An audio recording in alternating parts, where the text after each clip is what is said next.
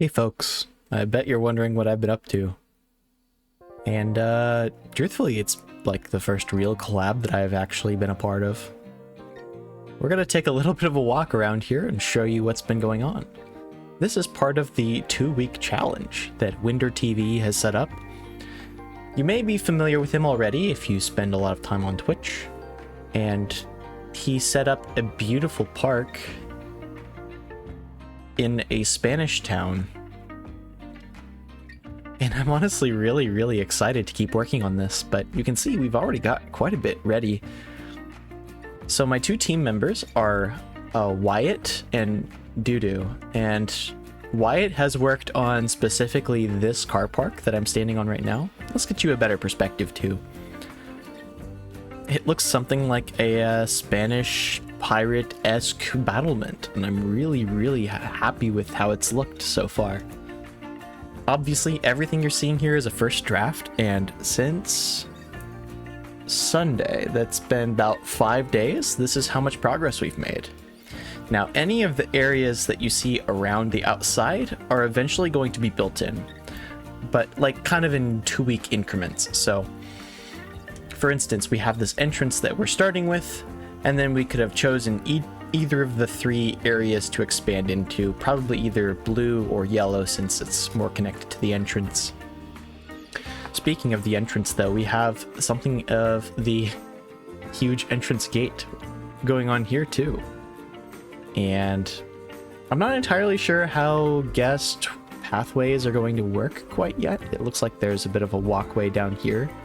Cars will come in through here, take a parking spot, and then guests will walk down through here. They also have potentially a passage. I don't know if my text is still around. Here it is. There's like a hallway, probably connecting this whole building that I'll run some path through. And maybe it can go underneath the coaster as it, goes. I'm rambling again. The hotel is my work though. I spent about 3 days just getting a whole bunch of these windows set up, and adding them to the group means that they all separate, but if we come down here, I'll show you exactly what it's supposed to look like in blueprint form. It is quite huge too. All of these are in their own snappable pieces, so for instance, each of these shutters can be separated and move on their own. Same with the sliding doors up top. I'm actually really happy with these two. Basically, these sliding doors can be actually moved on their own too for their individual pieces. I'm really happy with that particular part of it. And the chairs are also unique. I'm building all of these like myself for this challenge, and because I have no real items in the Spanish theme already, or whatever hotel I'm working on, it means that I have to innovate and get new stuff. So that's been particularly fun. The hotel itself is coming together nicely, but when I snap all of these in place, they create these really ugly lines. So what I've been doing is just building a whole bunch of these wood pieces across and, vertically, so that anytime you look at it, it looks intentional and it's not super ugly from one side. I think it's going along better than I expected. There's going to be more detail put on it, but you can tell there are some decals, and if I see any that are overlapping with some of the wood pieces, I'm going to delete those as I go too.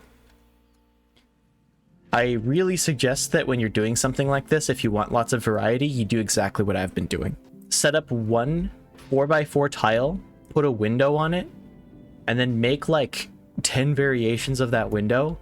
Make a blueprint of all of them, and then just piece them in one by one. It takes a lot of time, but the outcome is well worth the effort, and it saves you a lot of time in the long run needing to just make everything shoddily and have things kind of be off kilter. It's better if everything is uniform in some way, shape, or form. Although, I will say, having the variation look like this means that it feels organic and looks well enough. Like, maybe there could be a case for these balconies feeling a little bit too stringent or like easy to track, but you'll notice like I even added path up here too, so that like, looking at the bright side, you can still come up here and check out the view from guest perspective to see what's going on. I have a couple slides over there too. Tried to make them follow the terrain into this pool that's kind of by the ocean. And I'm really looking forward to when I eventually fit in some path around here too. I do need to find a place for like a lifeguard tower. Maybe I can put like a staff room over here so that they have a place to go later. But that's just me spitballing. We have a lot of space to work with in the white area, and we want to get it as close to 100% as possible before the 2 weeks is up. And we're already 5 days in, so that's another 10 days or so. Anyway, I'm not going to delay any longer. We've got some really cool coasters around here, and if you guys want to check them out, I feel like now is a great time to hop on. See which car this puts us in. And I'll speed up time and clip to the part where it actually starts.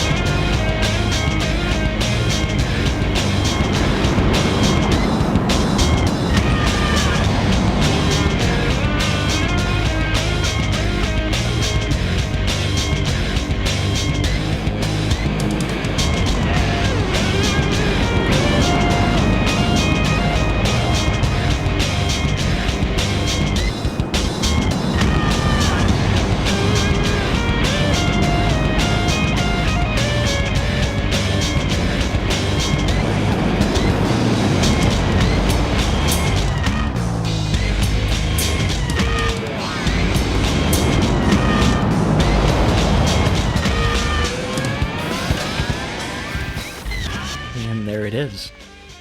That is a B&M Wing Giga Coaster, which honestly I don't know how it would feel to experience in real life, because if you were on one of these things and your face was straight to the wind, you might get hit by it pretty crazy. Like, temporarily named Predator, but the whole concept behind this thing was I wanted to kind of follow some of the iconic things that you would see on a wing coaster, plus some really crazy elements like the stall over the front entry. That was a workshopped idea that I had from a long time ago. I wanted to have it do some sort of overbank turn over the entry, but I had very little actual space to work with after everything was said and done. So I kind of just took it where it wanted to go. That's how I typically build coasters, and that's why these end up looking as good as they are. Again, everything using my basic smoothing techniques that I've talked about before. If you've been on my stream, you'll know how that works, or if you've seen the Dragon Dance video. After having smoothed all of this out, the top hat ended up with a beyond vertical incline, which is a little insane if you think about it. That would just pop you right up out of your seat, especially on the front row. But on the back row, that airtime going back down the hill would be crazy too. Overall, I'm just very happy with how the whole layout turned out, including this first little run around the lighthouse, which is basically going to be the Helter Skelter blueprint. I understand people have done lighthouse helters before, but I wanted to do one of my own in the Spanish style. There's been one in like the American coast, I suppose, style. I don't know what you would call it, but it's one of the most popular blueprints on the workshop. I wanted to do mine a little bit differently than that, and I even noticed some inconsistencies in the textures there. It's really hard to get a blueprint perfect. And for that matter, Grenadilla, this really nice looking town, kind of suffers from the same exact thing. This is a real place that does exist in real life, and Winder constructed this whole thing, built like basically the red around it. We're not supposed to touch the town at all. and it looks very pretty. He's given us a lot to work with here. So we've got some really nice drapes and pieces here. I feel like when he came sightseeing, he took a bunch of photos and tried to recreate it as best he could. And I think, you know, barring a couple of weird Z fighting issues, it looks pretty good conceptually. Maybe at some point he'd let us fix a couple of those pieces, but, you know, I'm not going to hold my breath. Plenty of really interesting pieces of architecture that you have to wonder the actual purpose of. Feels like a lot of these pieces are ruins too. This looks like a graveyard of sorts. There's also a weird chimney just sticking out of the ground. Makes you wonder. Beyond that, Dudu has been working on this little restaurant over here too. Which is very cute on the inside. He even plastered over some of the restaurant, which I'll need to fix some Z fighting on, but that's no problem really. It generally just looks a lot better than the base one does. I hate the way the restaurant block looks conceptually, but that's just an early draft of something that we'll have done pretty soon. And also, before I forget, there was something I wanted to talk about today, not related to all the progress I've been making in the background. And that is, I want to talk about Fog and Mineral, because they are some of my favorite creators currently playing the game. There are lots of things you can learn from other people about playing the game, like whether that be watching their content or engaging with other people, asking for their opinions, seeing what people generally like, even just like browsing Reddit. You can kind of get a good general gist of the way people like things, what they upvote versus what they don't. And usually it comes in the form of highly detailed minutia that's well shot. And if you can think of it from that perspective, then usually everything comes together very nicely. And this is something I see Fog and Mineral do all the time that I really want to emulate in my own building, my own screenshots, and all of those things. And here's why. I just love their mindset.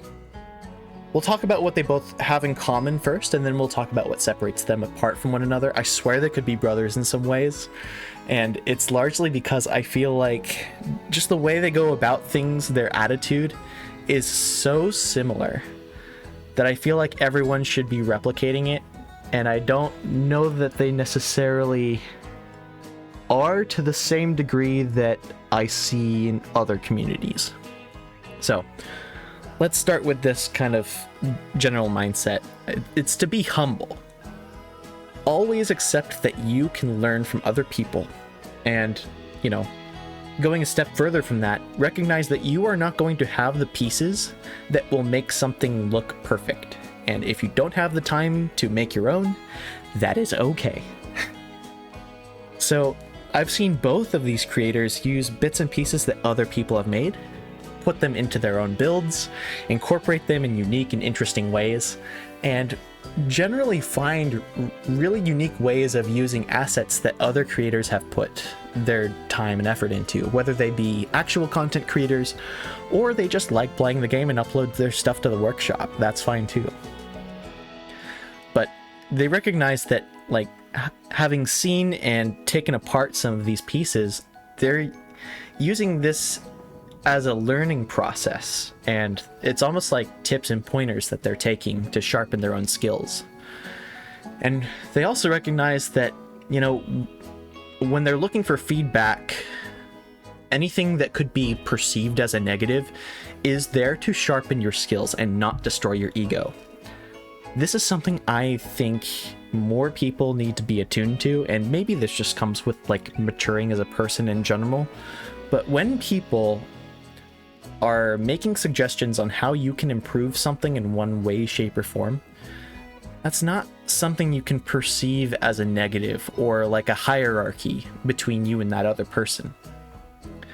For one thing, if you're comparing your works with theirs after they give you pointers, you're going about it all wrong.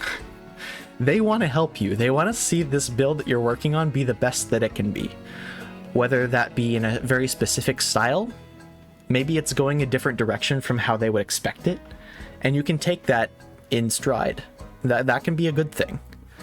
However, it's also important to recognize that sometimes the way you want to take a build, the simplicity, the detailedness, certain elements of it, may be something that you are intentionally keeping a certain way that other people might not think about. So you have to kind of balance the two ideas together to ensure that, you know, you're looking at all criticism, all feedback in a balanced lens. And that's very difficult to do correctly. I feel like both Mineral and Fog are very good at that. And in specific, maybe growing up and trying to build out their styles respectively, they start seeing it from a critical perspective to start with. And now they don't necessarily need the feedback initially if they can just think, if I were another person looking at my stuff here, what could I say about it that would improve what I'm working on? And the truth is that just takes time, and not everyone has time. But if you can step outside your own shoes, outside your ego, and understand what is lacking about your build that you could be doing better, that's great. Keep doing that. But also, you know, when you put your stuff out there, ask if anyone has any tips or pointers. Even if it looks perfect to you, there could be something absolutely massive that you're missing. And so, you know, that's just the general takeaway that I think about when it comes to content creators doing their thing. But more specifically, let's talk about Fog first. You can tell he innovates a lot. So maybe there's some out of the box sort of idea that he's going with. He has kind of come across using track as scenery before. And this is something he's only able to do with mods, really. Stuff like that, using pieces in unexpected ways to kind of subvert, I guess, the expectations of other people. Maybe you have a facade of a building you're not seeing in and you don't want other people to see in. You could use a pillar basically as a tile block or something like that. If you put it all the way inside a very large building, you could do something like that. You will often see creators saying to do stuff like that, but usually it comes in the form of just using small pieces to begin with. So I think going from that perspective, it could absolutely just be better if you focus on unique ways to use textures that you like the look of, but aren't totally sure where it fits in the grand scheme of things. As far as Mineral is concerned, you'll notice a lot of what he does is reference reality in some way, shape, or form, or make it feel quote-unquote believable. That is the biggest thing about this game. Whenever something looks and feels believable, that's when you have a really stellar product. And most of that comes in the form of making things to guest scale or accurate to how they would appear in reality. That also comes in the form of incorporating boring elements or behind the scenes things. You'll often hear people talk about backstaging. Look at little elements that make your builds pop off in a really cool way. I have some of these of my own too. I made my own fire extinguisher. Which one is it? Actually, both of these are it. I made one that attaches to a wall and one that's just freestanding. These are on the workshop if you're interested. But having little things like this, here's like a fire danger sign that you would put on a maybe a wall for a maintenance building of some sort. Having hazard signs, maintenance behind the scenes, all that stuff goes so far for your parks and gives you so much more to look at. So when you're exploring the park, say from guest view, most people don't do this. But if you're just exploring from guest view, you can zoom in and look around as you need to. But the real benefit of having that backstaging is when you're in orbit view like you normally are. And you can see the whole park for what it is. For instance, the top of this hotel is going to be very boring. Intentionally so, actually.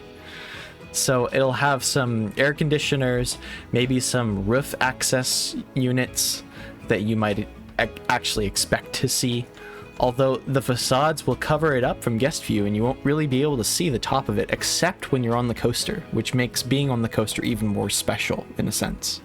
And so the more often you can hide stuff like that, hide in quotes by the way, it'll give you something more to look at and also ground your builds and park in some sense of reality, even though it's not necessarily so.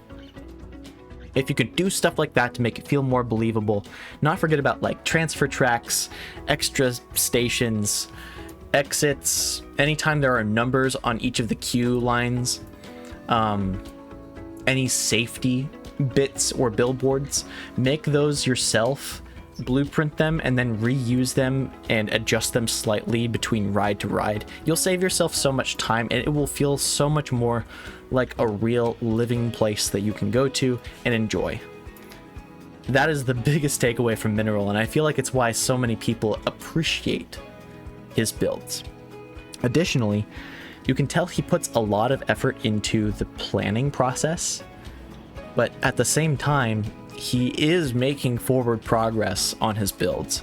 Sometimes you get stuck in the planning phase on something for so long that eventually you just don't really like where it's ending up at, and you're taking a step back, and whether that be from just looking at it for too long or, you know, just getting a better opinion about the whole concept, it can stifle your creative process. So if you take too long to get into an idea, you'll lose the inspiration for getting into it.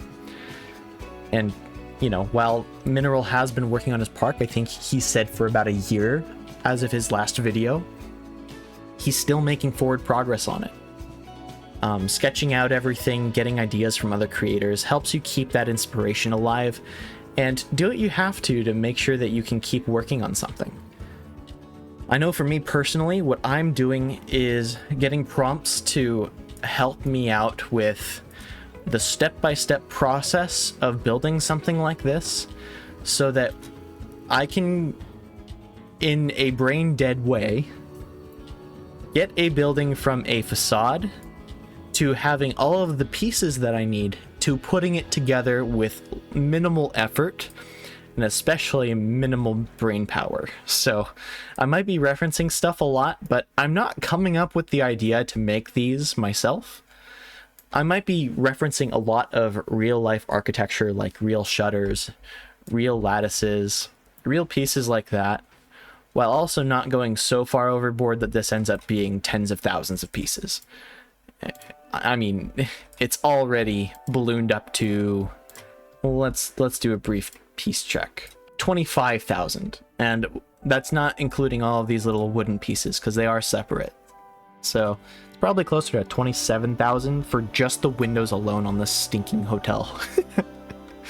But you can tell that the effort on display here is so much better than if I were just to use the in-game pieces. And granted, those are good to an extent, but it wouldn't really capture the same look of a real living and grounded hotel that I could have in this game. So I guess those are the things that I wanted to talk about today. I hope you appreciated this little look into our 2-week challenge. I'll be trying to stream if I can. I should have gone live today, but you know, I have company over at the house and there's lots of things going on in the background that I on purpose let get in the way sometimes. I mean, you're probably familiar with stuff like that.